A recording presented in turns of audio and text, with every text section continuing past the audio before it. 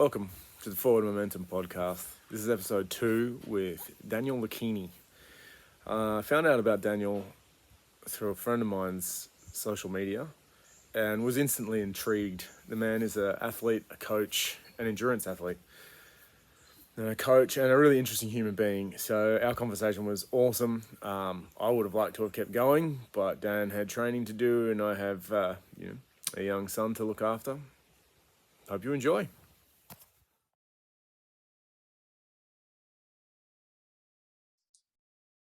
Who are you and what do you do?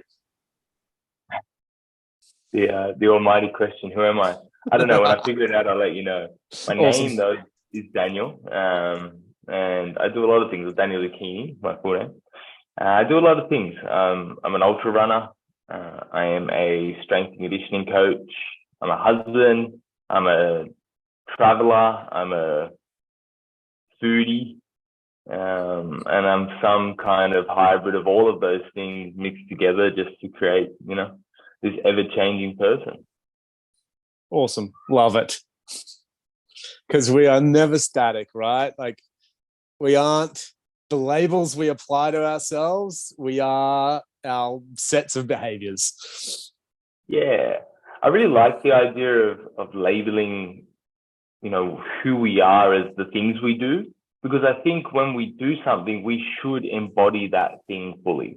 So when I run, I am a runner. But the key is not becoming fully identified with that thing. So when I'm not running, or if I can't run, I'm still a lot of things. I'm still who I am. I'm just now not doing that certain activity. That's an awesome way of looking at it. I really like that because it's very easy for people to get caught in the, I am this. This is what I do. Oh, shit, I can't do it anymore. Who am I? How long have you been coaching for as a S&C coach? I don't know exactly when I sort of switched from calling myself a personal trainer to an S&C coach. I've been a trainer for 12 years now, or going on 12 years. Awesome. But I guess strength and conditioning probably started about 8 years ago. I guess when I finished university, I could officially be called a strength and conditioning coach rather than a personal trainer. But now I kind of just refer to myself, I referred to myself as a strength and conditioning coach about 2 minutes ago. But in general, I would say I'm just a trainer. Yeah, for sure. And the lines need to be blurred, I feel. There's place for S&C. But if you're providing a service to someone, what are you? I've always been like, fucking personal trainer. I'm not a personal trainer. I do more than that. But I? No, I just facilitate people growing. In the end, it's a name. You know what you do, and if you portray yourself honestly and congruently, then people know what you do. So, exactly. Call me a painter. It doesn't matter. I'm still doing the same thing. I'm still directing, like you said, guiding someone along the journey, holding hands with them and just taking each step together. And it's just this beautiful place of getting to help people. And whether I'm coaching someone for running or coaching them to be stronger, it doesn't matter. I'm really just trying to coach everything because it all leads to that same place. It all leads to their discovery and to their growth. Yeah, man, that's it. And that's what it should be about, right? So let's take a step back and where did you come from? What was your upbringing like? And what were your earliest memories of wanting to pursue physical activities? Yeah, I always played a lot of sport as a kid. Started under fives with soccer and sort of played everything you can imagine up until, I guess, 15, 16. Yep. Maybe even a tiny bit earlier than that. I kind of stopped taking it seriously and perhaps went down paths that were less good. Life experience. Started getting into partying and things like that, and sport became less important. But then I remember having a PE teacher in year 10, so I was 16, and he was awesome. He really just he made exercise cool. He kind of, in the same way that Jack does, he was the caveman approach to scientific thinking. And I really enjoyed that. So even when I was going through that phase of not taking sports seriously, I was always training. I always enjoyed the gym and things like that. When I sort of left school, I eventually made my way to PT school and started becoming a personal trainer. Was still lifting, went through kind of all the lifting regimes you can imagine, from full-blown bodybuilding splits to powerlifting, which I competed in for quite a while. Yeah, right. Did some weightlifting and things like that. But I sort of really moved away from anything other than just weights and gym. So it was always different depictions of that. And I had mild success in the sport of powerlifting, and I enjoyed that for a while, but definitely hit a roadblock with how it was translating into my regular life. Mm-hmm. The person it brought out wasn't necessarily the person I wanted to be. It had its limitations as far as I didn't feel good. There was stages there where I'm trying to make weight classes and I'm eating pizzas 4 times a week. Not that I was ever, this stereotypical image of a 250 kilo powerlifter, but I can't imagine you. I was just eating like crap, and I was not living in a healthy way, mentally, physically, socially, spiritually, anything. And then I'm not sure what came first, whether it was the spiritual quest, or just the need to want to do different things physically, or realizing that I wasn't happy. But all of that I started working towards improving all of those things together, and it just happened to coincide with when I started getting outside more and trying to hike more and, started running. And then here we are in 2023, and I run probably more than most people here ever. Dude, you have run so much since I started following you. It's been a wild journey, yeah. Yeah, it's been wicked to see. And I'm not a runner, but, partly watching you, I saw a friend of mine do a challenge, New Year's challenge, which I'm not about New Year's resolutions, but I'll take on a challenge when I need a mental shift. And he was like 10 days in a row, 10 kilometers a day. And I did it, and I haven't run. I've run like 5 times last year because I had Achilles tendinopathy at the start of the year. Didn't train, did 107 kilometers over 10 days. And for me, that's immense. But it was partly just like, here's this dude doing like a marathon a day for a year. I know it wasn't quite that, but it seemed like that. You might have to tackle that one day. Oh, Jesus. Sorry if I've just sparked the next challenge for you. Oh, man, there's a constant plethora of them going around my mind. But yeah, I started running in 2020. I did it for a year, took a year off, started again at the start of last year. And yeah, so I'm into my 3rd year total. Dude, okay, wow. I was expecting a few more years under your belt of running to be doing what you're doing. Just the three. You mentioned just before that it was like you went through a bit of a spiritual shift, a dietary shift, getting out of the weightlifting, the powerlifting stuff, and you started hiking and going outside more. Did that come before the running, or did it all sort of just happen at the same time? That kind of happened first. I can specifically remember this one hike I went on. I just really enjoyed it. I hadn't been hiking for ages. My life revolved around working, and I had 3 jobs. I was studying my master's, trying to make it into pro sport as a coach. And all my time was kind of dedicated to work and training. And that's all I did. And I eventually I went to this hike with a friend. I just really enjoyed it, but it was hard. Mm-hmm. And I was like, this shouldn't be so hard. And I kind of came to this realization. I was like, hey, if I was just a little bit fitter, this probably would have been even more enjoyable. And then I sort of thought, well, I want to see more things of nature. I'm very curious. I want to explore. It's just like something that comes so natural to me. That's why I've been traveling for the past 9 months. I love exploration. Mm-hmm. So I thought, well, I can go faster. I can also go further in the same amount of time. I can see more things. So the idea of starting to run evolved. And I remember my first target was just a 5K. Yep. So about 150 meters in, and my lower back was seizing up, and I just couldn't do it. So I kind of persisted with that for about a month until I could eventually run for like 4 or 5 minutes at a time. Yeah. And then I think it took me about 3 months to get to that first 5K. And I could pull up the map right now and show you exactly the route I did. Can you remember your time? Yes, it was like 27 minutes, 30 something. Pretty good for your first 5 clicker. It wasn't too bad, but I'm pretty sure that was a sprint for a kilometer, stop the stopwatch, rest a little bit, sprint another kilometer type thing. At least you can be honest about that. Yeah. And then from there, it just built up gradually. And then there was the one day of I probably many people who have started running long distances will have the exact same story. I was running one day while listening to David Goggins' book, Can't Hurt Me. And I decided to run heaps further than I planned. And that ignited the fire. It sounds like a carbon copy, but that's exactly what happened. I think I went out I think I was meant to do 14 Ks and ended up running a half marathon. And that's when it all just clicked in my head and my extremist attitude came out. I love that. I feel like more people, maybe it comes down to the honesty thing, but I'm like that. Like if I see someone doing something rad, I'm like, I've got to try it, and go and try it. It doesn't really matter what it is. Yeah, so it was the Goggins that set you off. That's brilliant, man.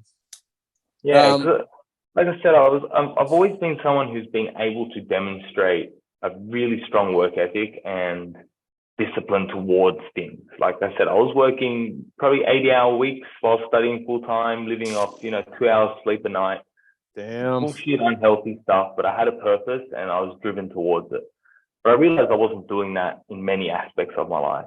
Mm-hmm. And while I was doing that, I was becoming a really shitty person in the other aspects. I was a horrible boyfriend. I was a terrible son, a terrible grandson. So I realized that if I could do something that was specifically trying to train my ability to do those things better, not just showing the results of it, I would be able to get better at all of it. So even though it looks like you're taking on more stuff, like, okay, well, my training intensity and duration is going to increase, it's still preparing you more for everything else. You start to find a balance that isn't necessarily centered, but it has an even distribution. And from there, you're in a position where you can alter that distribution as you see necessary. So while I am training, I am heavily leaning towards just selfish focus, discipline. But I'm able to lean out of that position, come back over to, hey, I'm a husband again. I need to, show up here. I need to be able to go away on a trip or whatever it is. I need to be able to make that possible. So finding that balance where you're able to lean really far to the left or really far to the right is useful, but you can only increase that ability by training it. The more I learn to lean to the right, I'm also going to get better to leaning to the left. I think you've got to look at it like that, though. You've got to train both sides. Was there a catalyst, or maybe a better question is there some element of your practice that helped you step out of this extremist competitive type person to find the balance? Because you don't find those balances without searching for it. Yeah, I don't think it was necessarily a matter of stepping out of it as opposed to accepting it and accepting where it lies and what it has to offer, but also acknowledging where it falls short. So there's this idea that I like to sort of base things off, like this multiplicity of selves. Like I am Daniel, but within Daniel, there is a competitive Daniel. There is a focused Daniel. There is a goofy Daniel. There is all these different versions of me. None of them are the wrong Daniel, and none of them are bad. Some of them have really maladaptive qualities for certain activities. Like competitive Daniel probably shouldn't be playing with like his nieces and nephews because someone's going to get hurt. But like goofy Daniel does really well there. But goofy Daniel shouldn't be going to a competition and trying to lift the deadlift because he's probably just, I don't know, going to wear clown shoes or something. So it's choosing or identifying your different aspects of yourself and learning how to bring the right one to the right situation. It's not faking who you are. It's just tapping into the different parts of yourself when suitable and when adaptive. Yeah, that's amazing. I love the way you just explained that, because you're right. Our self is not static. It's constantly shifting depending on who we're with, the mood we're in, how much coffee have you had. I'm a different person when I've had 5 coffees compared to when I wake up in the morning. And Yeah. The The key there variable is to have shift. the 5 coffees every day. That's my strategy. That's how you keep some level of consistency. Yeah. All Also right. how I train for 6 hours a day. Oh, dude. So how much are you actually sleeping at the moment? I'm pretty consistent with 6.5 hours a night. Nice. Not bad. I've done, like I said, there was a stage where I was averaging 20 hours a week and 2 all-nighters were scheduled into my week. Although I'd be lying if I said there wasn't a sense of pride to that time. I know that it's not necessarily a good thing, but I am proud that I was able to do it. I was able to work through that. I grew a lot from that. It's not something I would ever want to do again because it sucks, but it's something I've done. And I've also done the really strict 8.5 hours, 9 hours sleep. And I found as long as I'm getting at least 6.5, I don't notice any significant difference compared to 8. So I'm reasonably strict on the 6. So what did that time period get you? You said you'd completed a master's. What was that in? Sports and conditioning? Strength and conditioning? Strength and conditioning, exercise science. Wow, awesome, man. I'm doing my second one now, which is super fun. No rest. Nah, you can't stop because you need to be doing something with what you've got. If you've got the space and capacity for it, do it. Like why? Agreed. I'm trying to milk life for everything it has. I want to learn as much as I can. I want to see as much of the earth as I can. I want to feel as much pain and feel as much joy and just be fully in it as much as I can all the time. That's something that I try and talk to people about. Like, it seems to me a lot of people I speak to or see on social media are like, we need to be happy all the time and positive all the time. And I'm like, my thoughts are, we don't get the positivity and the joy without the downs and the darkness and the sadness. It wouldn't be happiness and joy without the other side of the coin, right? Because if we can't experience the darkness, then we can't experience the light, because it's all just one thing. Yeah. And if it's a hot day, you start looking for the shade. If it's a cold day, you're looking for the sun. Yeah, you need one to make the other feel good. Exactly. Feel nice, feel pleasurable. I try not to refer to things as good or bad because there isn't really that. Like, I'm very content with feeling shit. And when you start learning that it's okay to feel like shit, then you can still become who you want to become in that space. 100%. Sure, if you're feeling shit all the time, you should probably start to look at how you can alter things to give you respite from that. Yep. But if you're scared to ever feel like shit, you'll never really feel great either. Yep. Nailed it. I can't add anything to that. It was brilliant. Right. So let's come back to your most recent achievement, which was the 100K race. But before we dig into that, what was the lead up to this race? Not just your prep for the race, but when did you decide you were going to do what you did over the last, was it 340, 350 days of running? That is 350, yeah. Yeah, sweet. Yeah, so what was the catalyst that made that happen? Your subsequent travels, and then when was the decision to actually do this 100K ultra in WA? Yeah, so within that first 2 years of running, I did a 100-kilometer solo challenge and a 24-hour solo challenge. Wow. At the end of the 24-hour solo challenge, I pretty much said, I'm never running again. That was a horrible experience. And I did. I stopped. I took the year off. I did sprinting that year instead. Yep.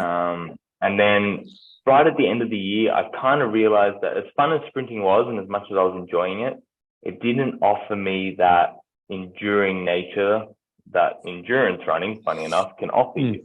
So I said, look, let's do it again. I actually started the same week that I sliced the ligament in my finger. Not the plan. I planned to start before I sliced the ligament, but I did the first week of running back with a cast and then a splint for the next few weeks. Yeah. And that began it. And within, I guess, a month, I decided to set a challenge for myself. So the 2 previous events I had done were a charity event. So I wanted to do another one, something it's really important to me. They were always raising money for different mental health issues and suicide prevention. And there was an event in my life which triggered, the need to want to contribute to that space in the only way that I know how, and that is with my physical body. Awesome. So I did a project called the 999 Project, which was 9 marathons in 9 days over 9 cities. That was epic, man. That began in April. So that was April 2022, April 16th to be exact. And it just happened to also be the first day that my new wife, who I got married to in February, and I were moving out of our apartment into a camper van to begin full-time travel. So we used the van to get us to the 9 cities, and from there we continued traveling around all of sort of the northeast, central, and over to the west coast of Australia here. And that was kind of that. The plan when I took off was to continue ultra running and take on races. I basically wanted to compete while I was traveling around the country. Like I said, I'd done those 2 ultras solo events before, but that was kind of my only experience with it. Unfortunately, it became a lot harder to line up races than I first thought. It made the travel stressful, so we couldn't dictate everything around getting to certain places on certain times. And right. That may or may not have been just my fear of failure holding me back from actually committing to something, which I guess we can touch on when we talk about the 100K race more specifically. But I kept running, and I went through different phases, and I had some different injuries, and I sort of kept getting stuck around, maybe 10 hours of training a week, and I was traveling and enjoying, and there was very little direction to what I was doing. And then I'm not sure exactly when it happened, but I sort of realized after the 999 Project that I didn't take any days off, and that started on February 12th. And I was like, okay, well, it's been like 20 something days now. And I was able to run after running, 9 marathons in a row, which was way more than I'd ever done. So I thought, let's just see how long we can continue this. And I kind of committed to doing a year. Spoiler alert, I'm not stopping when I get to a year anymore. I guess find out what the record is and do that. But so I just kept running, and the simple rule was at least 30 minutes a day. Was the only requirement. I didn't have to go a certain distance. It was just 30 minutes of actual running. Of course, walking that makes is it not very running. manageable, right? Yeah, it's super manageable. And most of I was doing maybe 3 days a week at 30 minutes, and then trying to run a program the rest of the time. But as our travel got more and more remote, it became almost impossible to follow a program. So I kind of just started running for experience, and that was a big moment because I'd lost motivation. I'd lost purpose, and I'd lost direction. I was trying to follow these programs I was writing for myself, but what were they programming for? I was just focused on physical performance, but I wasn't really measuring it against anything. And I had one run. It was after a bunch of really crappy runs. My knee had been really achy. I hadn't been able to run, more than maybe 15 kilometers in one go for a while, and that was pretty disappointing. And I had this one run. My knee was banged up. It was cold. I had, camping on the side of the road somewhere, and I ran a marathon that morning because I just told myself beforehand that no matter what you feel, just do not stop running. And I wasn't a good marathon. I didn't have any water. I didn't have any food, but I did it. And then that same thing happened like 3 or 4 times because after that, my knee was completely screwed again. But I kept sort of getting to a breaking point, maybe every week or so or every 2 weeks. So I was just like, screw this. I'm just going to do it. And then I kind of realized, I was like, hey, wait, like I can just do it. It's not pretty, but I can figure out a way to do it. So I just kept doing it. And then I got to a stage where the shackles came off and I realized that there was no real limitation. There was nothing that was getting in the way. So I started just choosing mountains and doing, 6-hour climbs up and down until I just broke. And then just doing multiple days in a row of 80-kilometer days in 38 degrees Celsius weather. And you just keep layering on these aspects of challenge and realizing that pretty damn capable to overcome it. That kind of got me to that space where I was just running as much as humanly possible. I was we're doing big road trips, and I would jump out of the car every hour or so and do a 5K, get straight back in the car, drive for another 2 hours, jump out again.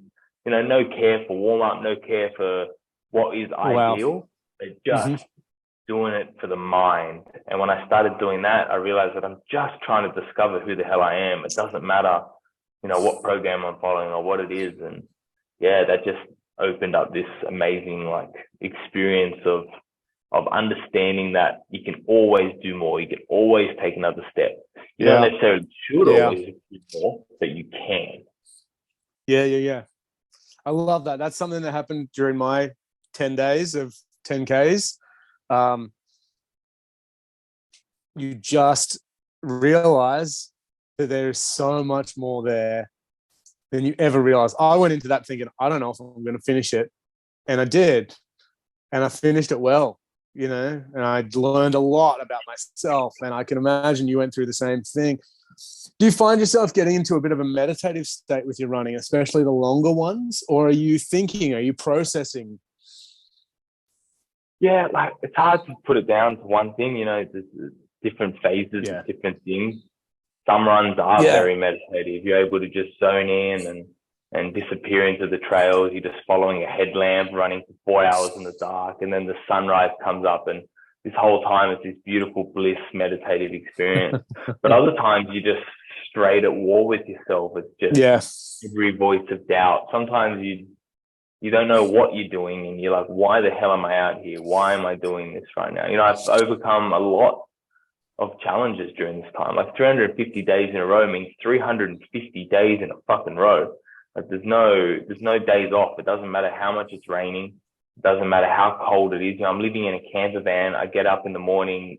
We like the stealth park, so it's bucketing down rain. I'm straight into the water. Come back and it's freezing cold. I'm soaking wet. I just do it because you don't have a choice, and you just keep doing it every day. I tore a grade 2 strain of 2 ligaments in my ankle and 2 broken bones in my foot in an injury. I ran the next day. There's so many things you can just keep applying to it. So some of those days, hell no, they're not meditative at all.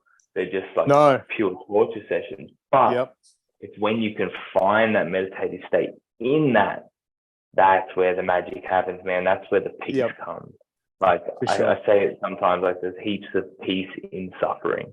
And if you don't know, then you just go, what is that guy on about? There's something wrong with him. But no, once you experience it, you understand. Again, it kind of brings me back to, at least this is my take, is when you put yourself into those zones, all of the pleasurable, happy moments are just amplified. Yeah. And they those pleasurable, happy moments start to become simpler and easier to find. Because when you're constantly living at this baseline of comfort, in order to feel really good, you need to go out and do something extreme. You need to, you might gorge on food that isn't going to be good for your health, or you might sit and binge watch a TV show, or you go out and do drugs or alcohol in a way that's negatively affecting you. Man, one of the happiest days of one of the happiest moments of my days is at the end of my training. Every day, I take 10, 15 minutes, sometimes less even, and I go for a walk. I stand underneath a tree. Ideally, it's sunny, but if it's not, it's not. I go and stand in nature, and I just take a few deep breaths and just feel the fatigue and the energy and everything rushing through my body. I might have just done a 4-hour run and an hour weight session. I've just smashed myself, but it just feels so calm and peaceful, man. And I would train for 20 hours a day if it meant that 10 minutes of peace. It's the most peace you'll ever experience. Awesome. And 2 sides of the same coin. Synergistic relationship of suffering and joy. So let's actually touch on that foot injury, because that was fascinating watching through your stories, how you managed that. And I love the way you were talking about how you changed your gait and your running style to manage that so you could keep putting the miles down. Yeah, I think we kind of started talking a little bit more during that time. I guess Yeah, when we first yeah. really interacted. Yeah, so I was out doing a trail run, and there's a trail in Central Australia called the Larapinta Trail, Yep. and it's a 220-kilometer long trail, pretty intense but spectacular. So I was gradually running more and more of it. I got up to a day where I was meant to do 86 Ks, which this track is broken up into sections that range anywhere from 13 to 28 kilometers. The Yep. first two are about that 28 kilometer. So I'd finished the first section, having probably the best run of my life, and I was about halfway through the second one. So right in the middle of the two trail points, which means there is no other way in or out on that track. There is very few people, especially on section 2. It's probably the least popular one. Right. So there was no one there, and it's past the popular season. It was starting to go into summer, or the hot weather. Yep. And I stepped on a rock. The rock moved. My ankle moved a lot, and I didn't have the capacity to handle that. Rolled over it, which I've done 1,000 times. I roll my ankle every time I run. I fall over more times than I'd like to admit. You can put on my face now, the scabs everywhere. I'm just always falling into shit. I'm a bit didn't put much caution to him. But anyway, this time, yeah, I went over, felt a huge pop in the ankle, tried to keep running, and realized pretty quickly that I was pretty screwed. It was worse than just a little sprain. Yeah. So I think I was 9 kilometers away from the start point where I could get picked up. Yep. I kind of hobbled my way there. I found a way during that even where I could kind of run. So I was sort of pogoing off one leg, and I think I covered that 9 Ks it was a pretty good time. I think it was just about an hour. Like, not too bad. So it was like a walk run. And that's awesome. Yeah, I was still very positive at this. Well, actually, no, I was pretty negative, actually. I don't think I was too positive. I kind of knew it was screwed. And I was pretty scared that this was the end of the streak. I can't remember what day I was at then, but it would have been maybe 150 days ago, 120 days ago, so something like that. Yep. But I made a decision, and call it stubbornness or defiance or whatever you want to call it. But I said, look, I'm fucking getting up tomorrow, and I'm going to give it a go. If it's unbearable and I think I'm doing something really stupid, I do have some sense of rationality, and I do have an understanding of the science of all of this stuff, but whatever that really means. But I said, I'm just going to give it a go. I'm going to give myself a damn chance instead of writing myself off before the clocks actually tick 12. Awesome. So I got up, and I could barely walk the next morning. I made my way to the gym. I think I jumped on the elliptical or something for 30 minutes just to, I don't know what I was trying to achieve with that. And I went outside, and I started limping, and I started turning that limp into a little bit of a jog. And I sort of played with a funny foot position here and a funny foot position there. And then let's see if I land on my heel, or let's see how much if I bend my knee. And I kept going and figured it out. And I think I did 30 minutes, and I might have covered, if I was lucky, 3.5 kilometers or something. It was barely faster than a walk, but it was a run, and I ticked it off. Awesome. And the next day I did the same thing, but I was able to do 45 minutes. And then I was able to do 60. And all of a sudden I was running half marathons again within 10 days, again with a super adjusted gait. I wasn't doing it in a way that was causing me pain. I wasn't being stupid about it. I don't think you should run with a broken foot if you can't find a way to do it that isn't causing more damage. But the ankle was improving. I was testing it daily, a range of motion and strength. So it was improving, and I was still able to run. Sure, it wasn't the best running technique. And perhaps if I didn't run on it at all, it might have healed faster. But I didn't waste that time waiting for it to be healed to start doing stuff. So in that time, I ran as much as I could, which some days was 30 minutes still, but some days I was able to get, like I said, an hour and a half, 2 hours maybe. Amazing. And I just substituted in the elliptical and bikes. And I was actually increasing the amount of training I was doing because I wanted to compensate for the fact that I wasn't running, and I figured out ways I could do that, which weren't as fatiguing as running. So I just kept going. Was that kind of the start of where you started introducing what you've been referring to as your off-foot or off-feet aerobic work? Yeah, pretty much. I wasn't really doing anything other than just running and weights before. Yep. before that happened, but I started realizing like, hey, I could probably get away with an extra hour of off-beat cardio once or twice a week without too much fatigue. It's low impact, it's extra Yeah. low intensity cardio. It's going to help my fitness. Yep. And then it got to a stage where the foot was pretty broken. So I really wasn't able to do much running. I was really limiting to like max an hour a day. I was trying to not do anything long. So I was doing like 4 or 5 hours a day on the elliptical for like weeks on end. Wow. Like a marathon a day on that thing. And then that's kind of when everything went crazy. So before the foot had even healed, I was started hitting the highest weekly kilometers I'd ever hit, but I was also still doing, 2 or 3 hours of elliptical a day. And I was like, holy shit. Interesting. How easy have I been taking it? Like at this stage, I was up to over 200 Ks a week, which I'd never even thought possible before. I think it popped out of about 250. And that broken foot stayed around until November or October. So it was probably a good 2 months of dealing with that and running with that until I could finally say it was close to 100%, which it probably still is. Do you feel that there has been any long-term effect to your running from the changing of gait from this foot? There definitely was. So I concluded, I guess, the free rein running when I arrived in Perth here, and I decided to sign up for this race. When we arrived, the day before, I'd gone for a run while driving towards Perth, and my foot was pretty sore after. It was pretty swollen, pretty big. Yep. Wasn't looking so good. If anything, I think it was just a new injury because I did a lot of running on the drive over here.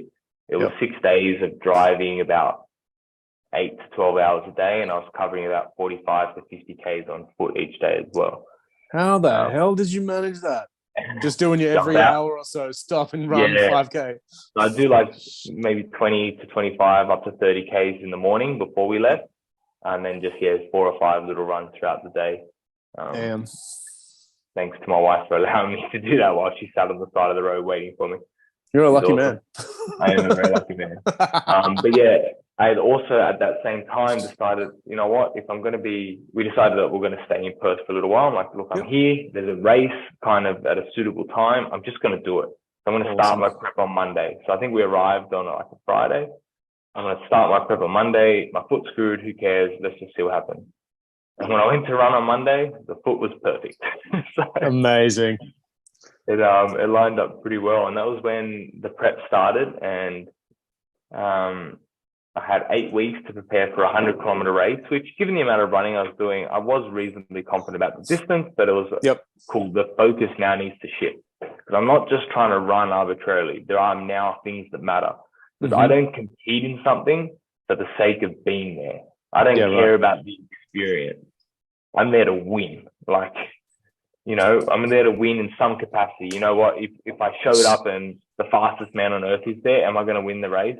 No, but I'm going to fucking battle for it no matter what. Like, I don't accept defeat as an option before I head into competition. Otherwise, why am I competing? I can just do a 100K race by myself and not pay the $200 entry fee. I might have got a cool little mug, but I don't really care.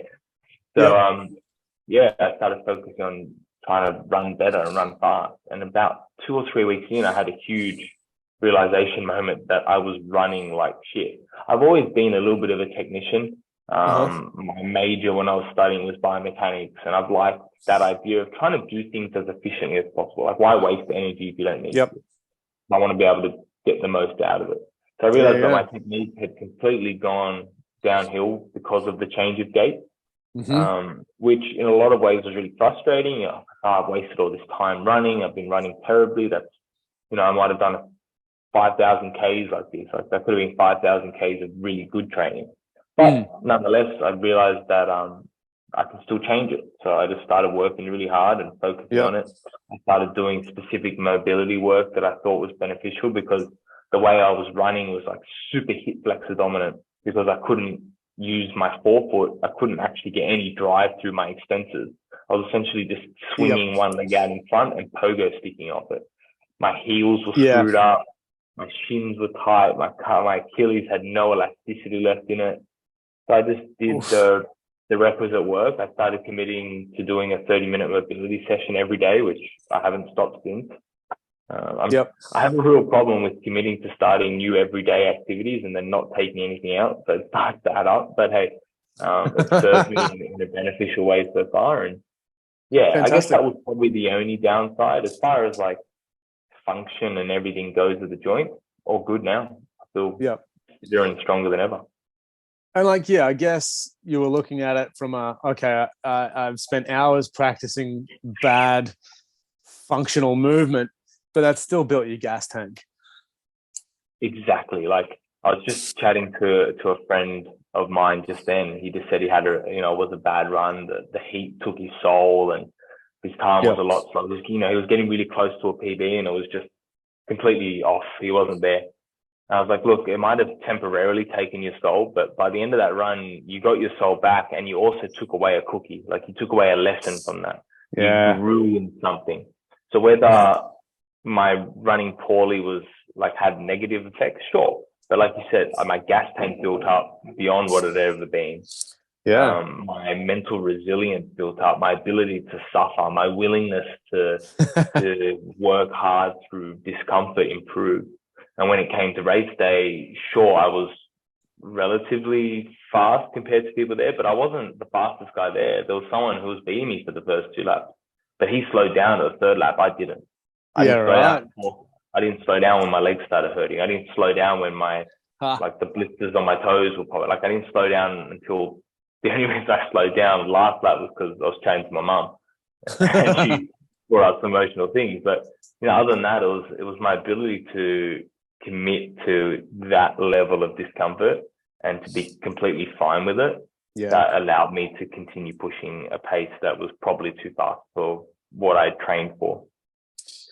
So what I would assume and what I've seen in your prep for that race, and I don't know much about the ultra world, but it is definitely a hard thing to put yourself into that mental hurt locker when you're training for something like this, even the smaller events, right? How many people are putting themselves into, I've got a broken foot and I'm going to keep training for this event. Yeah. So you built up something special in that, and then it serves you on race day. Exactly. And I think the key to how I go about things is I don't leave that space. Like it's every day. It's 7 days a week of running, 7 days a week of lifting, 7 days a week of hitting my work responsibilities. 7 days a week of getting 65,000 steps in a day, but also eating really well and making sure that I have my 15 minutes relaxation. Like I'm just disciplined on all these things. And I'm sure I have heaps of things I'm missing. I fucking can't see everything, but I look really hard and I try to always live in that space and I welcome it.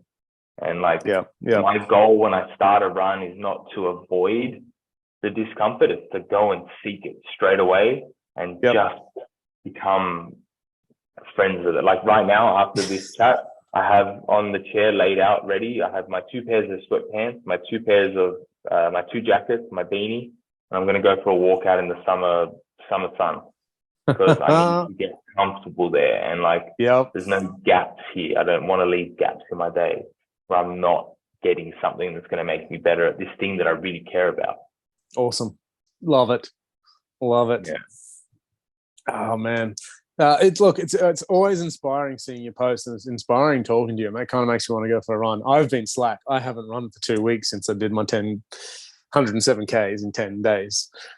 So I was like, no, I'm having a rest. But, I've been rock climbing. I've been riding bikes. I've been doing my training. So it's not like I just don't do anything, but I'm not a fanatical runner.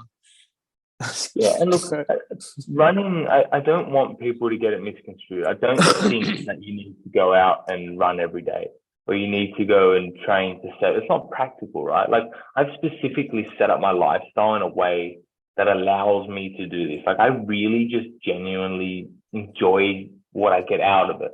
I don't enjoy every moment of it. Like I don't really want to go out and walk in the sun right now with enough cold weather gear for the snow, but I enjoy what I get out of it. But what you do need to focus on is what are you doing to take you where you want to be? And Yes. what could you be doing that you're not, and why not? And is like there a true resistance there, or are you just making something up to make yourself feel comfortable? Because that Yes. comfort is not going to serve you. It's not going to get you anywhere.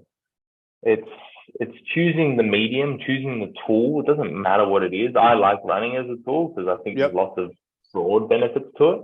Yep. But whatever it is, whatever you do, whether it's a commitment to writing for 2 hours a day or a commitment to spending 2 hours a night after work to build your business, that's your dream. Whatever it is, like how can you apply discipline and like a meticulous planning and hard work and focus to getting you somewhere you want to be? Mine just happens to Exactly. be running. Yep. I love it, dude. And what I didn't mention at the start, the name of this podcast is Forward Momentum. And what you were just talking about is creating forward momentum. Jocko Willink says to his children, every decision you make now is going to have an impact on your future. Do you want that to be positive or negative? Yeah. It's like little things, like every run, you get to that last like 5 minutes. Like I can stop now. It's not gonna make a difference. Yeah. But it does. It compounds. Because next time Exactly. it's like you're gonna leave 5 minutes again and 5 minutes again, and maybe 20 minutes one day. What are you gonna do on race day? Or what are you gonna do on that stressful day at work? Are you just gonna pull out 5 minutes early? No, you need to stay the course. So how you do one thing is how you do everything. It's kind of another way of looking at that, exactly. right? And we want to create a positive compounding effect because it all builds on top of each other, but it can also build on top of each other in a bad way. Yeah. And which is why you have to look for, is this creating a net positive effect or is this creating bad habits, affecting my partner, affecting my friendships, affecting my business, whatever those possible negative outcomes could be. We have to, you said something earlier, but I was basically thinking, yeah, this is a guy who can get up and look at himself in the mirror and say, I'm facing my demons and I don't give a shit. I'm gonna beat you. I'm gonna conquer. You know? Yeah. And dude, I fail at everything all the time. How shitty would life be if you didn't? I'm a shitty husband sometimes. I'm a shitty runner. I'm a shitty everything. Yep. But I keep looking and I keep trying. Because it's not about being good. It's like finding what was there, what can I get better at, and keep doing it. Yeah. It's not about, I'm not trying to make it out as if I'm some, unwavering hero of this shit. I just show up. I just show up day in, day out, and the results kind of start to speak for themselves eventually. Exactly right. So one of my clients said to me, he's a manager in a law firm. And he said to me, I have 3 rules for people. Show up, do your best, manage your performance bands. And I was like, what do you mean by that? He said, well, if you do the first 2, your worst day and your best day, the gap between them is going to get smaller and smaller. Mm-hmm. That's your performance band. And I was like, oh, dude, like, that's amazing. And that's all you've been doing. Yeah, exactly. Creating forward momentum, making that performance band narrower and narrower so that your bad days are closer to your good days. And I love that. It's what we can really try and do, right? Yeah. It's never going to be perfect because it depends what view you're looking at it from. Might be perfect in some ways, but might be really terrible in others. The only things that are perfect in this world are something that nature creates and it has no preconceptions or perceptions of the world. Like a flower is perfect. A newborn baby is perfect, right? The rest of it is all about our preconceptions, our perceptions of things, right? So fuck perfect. Let's just go. Let's just chase what's awesome in this world and do it and look for the good. Yeah, that's perfect, man. Well, there you go. There's another perfect thing. Your description of it. Let's dig into your race day, man, because what was your result, man, for your first race? First race, first place? Yeah, bro. Look, man, awesome. A lot of that was a lot of fun. I had started that prep, and along with the experimenting with the training and everything else I was doing, I also wanted to experiment with where I was at as a competitor. Because I've always been someone who's hyper competitive, like I've sort of talked about before. You know, it's come across. School sport is the Olympics, but I hadn't been in a really true competitive situation for a long time. Yeah. You know, I make competition with myself, whatever it is. Cool, that's fine. That doesn't mean anything really. It doesn't have any social accountability anyway. Way So of I putting wanted it. to see how I would carry myself, and I decided that the vision of myself I wanted was like, let's just come out and be a rock star. You're gonna win this race. You're gonna be the best. You're gonna crush everyone. There's no doubt in my mind that I'm gonna win this race. Now, absolutely none of that was true at the start. I didn't Yep. believe shit. I didn't think I was gonna win. I didn't think. So I never really announced my goal time, but my goal time was like anything under 9 hours was going to be satisfactory. 8:30 was like a dream come true. And then realistically, I thought somewhere between, 9 and 9.5 was Yep. kind Yep. of my PB in the 100K before that was 10.5 hours or just over that or something. Which I is thought, still epic. yeah, look, it depends how you look at it, but Yeah. where you're comparing it to. But look, running 100K is running 100K. I don't think Man. there's any time that isn't a cool thing to do. So I'm pretty chuffed with whatever it was. But I just took on this persona or this facade, and it was based in some truth, right? Like I did think, hey, there's a chance I could do well. I know I'm good at competing. I've always performed better in competition than I have in training. I know I have a Awesome. good spirit for it. I've earned plenty of cookies and I've overcome a lot of shit to get where I am. So I thought, Yep. there's chance of this being true, but it wasn't really how I felt. So this first race, first place, was kind of having fun. I don't want to come across as this overly cocky guy, but what it did was it helped drive me because now I created this person that was going to win the race. So what did I either had two options. One, let that come out and be a lie, or live up to that expectation that I've created. So it pushed me and it drove me to train. And the Awesome. commitment for this prep was 100%. I was all in. Everything I did, the time I woke up every day was a midnight start for the race. So I gradually sent my body clock back to the point where I was waking up at midnight every day. I was eating purely for performance. I was sparing no cost on equipment that I needed. I normally wear shoes into the ground, but I was buying shoes more frequently. I was making the right social acquaintances. I was very clear with my wife what this was going to take, so there was a boundary in place and we could manage that space, because it's obviously difficult on the people around you when you become obsessed with something. And the most important thing was I accepted to myself that I am going to become obsessed and I'm going to lose myself in this to some degree. I set some backstops, some things that were like hard no's, like you need to pull back. But other than that, I kind of gave myself free rein to be as egotistic, to be as competitive, to be as peacocky as I possibly needed to be to bring out my best performance. Yeah. And in the end, it worked, right? Like I came away with a win. I hit 8 hours and 6 minutes for the 100K, which is like a 2.5 hour PB. I sort of, it wasn't a world championship, and in the end, it wasn't a huge race or anything like that. So I want to make it out as if I beat this elite field of runners, but I outdid even my own highest expectations. And for me, that just shows that there's one, it tells me that I haven't been training hard enough, but two, that like even when you are stretching your own imagination, you are still more capable than that.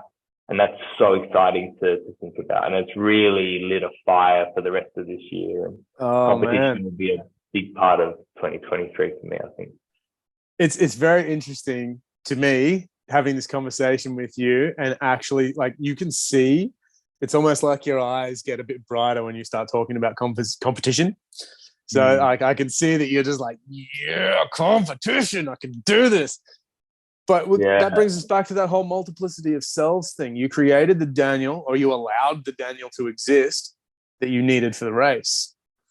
Yeah, I needed to be overconfident. I need to leave an impression. I needed to not talk to anyone before the race. I needed to do what I needed to do to go into that zone where I could show off all my skills. And my skills are, obviously the running ability, but also just the mental side. And in a lot of ways, I was really testing it out myself. Like, I kind of know what I'm capable of, but like I said, I ended up being capable of more than that. So we have to always challenge ourselves with something. We have to give ourselves fuel and fire and see what will burn. And do we ever actually know what we're capable of. You had expectations and you far exceeded them. And now you've gone through that cycle of, I don't know what I'm capable of again. You're in the middle of it right now, looking to the next event, the next run. What am I actually fucking capable of? Yeah, in a lot of ways, it's scary, man. Like, yeah, it comes out, and it's awesome. I've got to the point now. I've run 250 kilometers a week for multiple weeks on broken feet, and I've run faster than I thought I could. I'm like, okay, well, I really don't think there is a limitation now. So what it is, it's like finding the type of challenge or the intent in the challenge that's going to test the area that you haven't tested. So for me, this race was testing not my ability to endure suffering. I've done enough of that. It was testing my ability to actually run well and to run fast. Yeah. You know, I had to work on the performance. My training had to become less brutal in a lot of ways because I needed to actually perform. I couldn't just train super fatigue. You know, I used to go out and see if I could do a 6-hour run with no water, but that wasn't serving me for competition. So there was like, if I want to be 100% competitive, I need to do that in every way. And that means training smart, not hard. I hate that because sometimes the hardest thing to do is train smart. I think it's always train the hardest way because it's generally what you don't want to do. Yeah, I tend to agree with that. Like if training smart looks like taking the easy way out, then it's probably not the smart way to train. I love that. One of my buddies, one of my best friends, dudes like my little brother, we used to train and climb competitively. And his favorite saying was, sometimes you've just got to train dumb. Yeah. But this dude climbs like a savage, you know? Yeah. And you do. Sometimes you just switch your brain off and do the shit that sucks. There's times like, the science says this, but there's times when you're like, no, I'm just gonna go until it hurts, and then I'm gonna keep going. I was probably still doing more than you would like for a 100K race. I was still running about 200Ks a week, weekly volume, which is an unnecessary amount, but I was doing 250 before that. So I brought it down. I was focusing. I was implementing more speed workouts, and I wasn't just trying to run along. I was better with nutrition. I was better with hydration, things like that to actually get better at that. But now the next event is like almost the complete opposite of that. It's like a suffer fest. Now I'm challenging myself in a completely different way, and it's going to access different parts of myself, and it's going to require a different version of myself. Yeah. Is this the last man standing thing I saw you post about? Yeah, this is the one that even while prepping for the 100K, I couldn't wait to start prepping for this one. This is going to be interesting to see, man. I'm following along eagerly.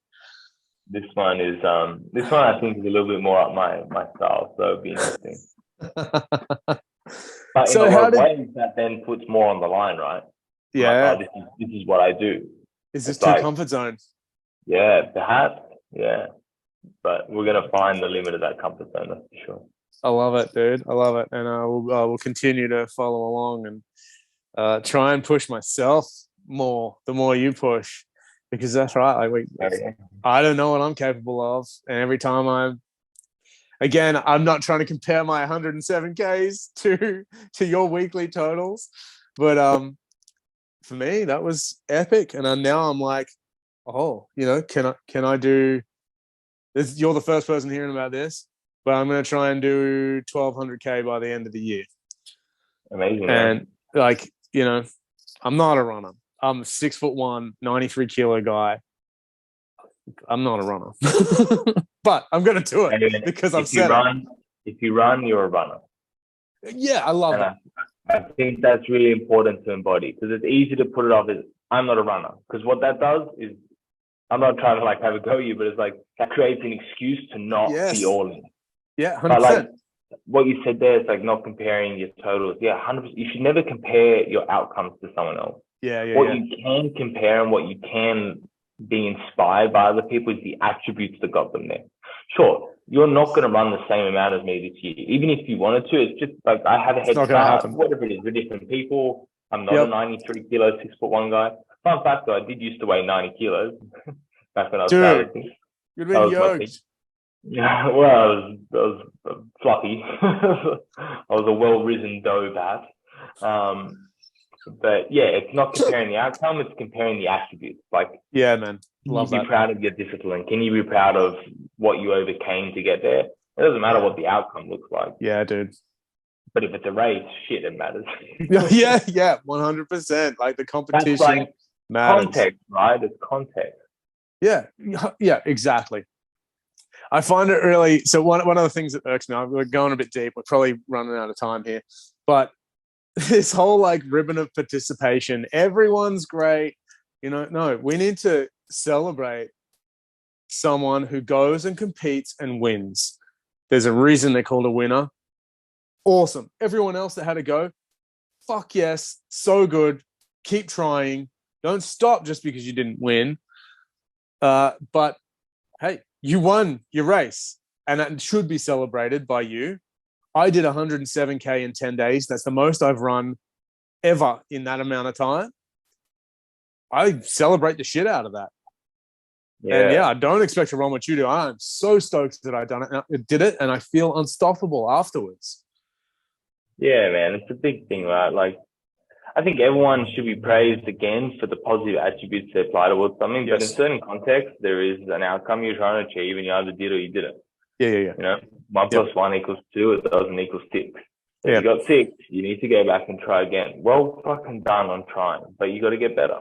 Yeah. And go out and get better. You can walk away feeling really proud of your effort. And like, sure, I won the race, and that's awesome. And I did feel pride, and I did feel good about the fact that I won. And I was thinking during the race, like, oh, awesome. Like, I want the glory of this. This is awesome. But you know what I felt at the end of the race? All I felt was just like an immense sense of pride at everything I had done to get there. And that is the only thing I felt.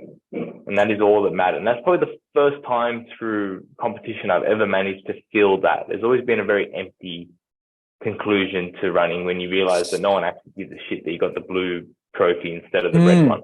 Like, it doesn't mean anything. But that pride that came was like, okay, it means I did this in a way that means something. Like, I showed up and I competed. And I carried myself in a way that made me feel good about myself. And I think reflected who I am as a person. Awesome. As much as I was the peacock there, I was also the guy that was saying thank you to the volunteers every time and singing with them as I ran past and just trying to have a bit of fun. That's brilliant. The competition. It was, I don't know. There's a lot that goes into it, and I've walked away from this. It's just like I said, just proud of how I carried myself, which is why I'm still talking about it in such a positive light and a confident light, because I won in many ways in that race. I think that's a great point you make.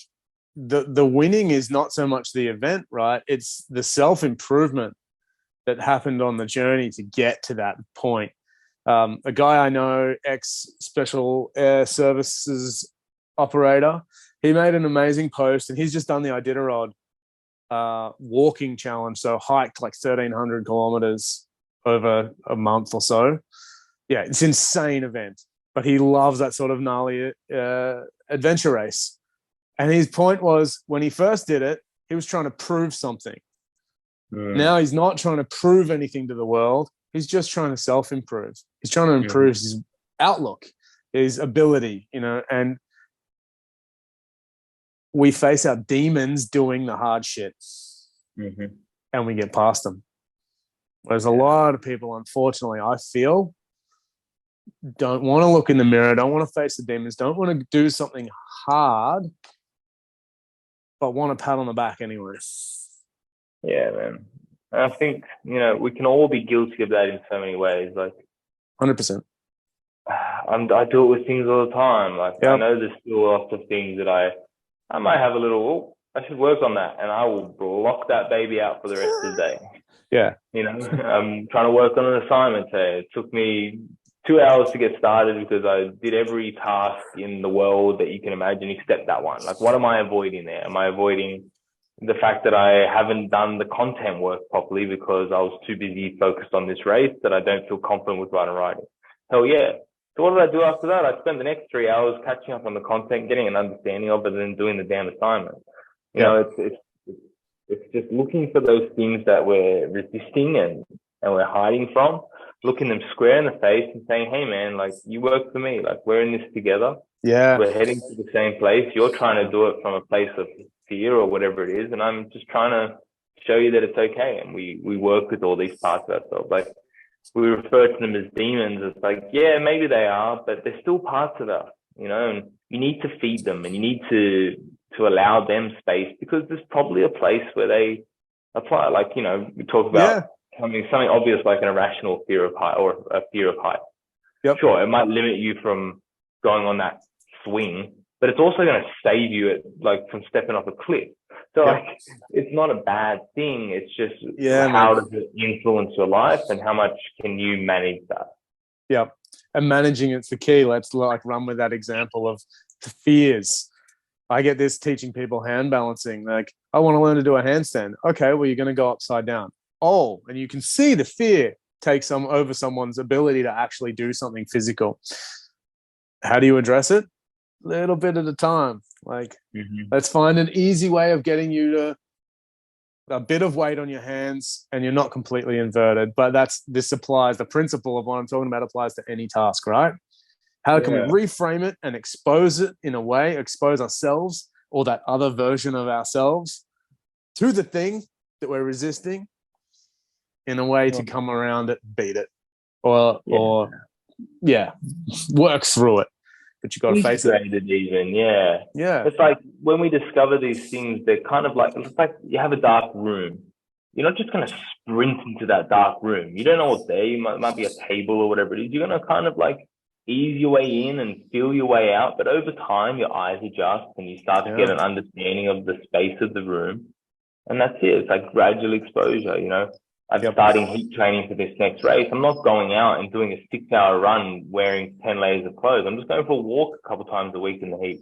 And I'll start running. And then I'll start doing stair climbs. And then I will do a 10-hour, run, and that's the eventual. But even I'm not stupid enough to go out and do it on the first day. Well,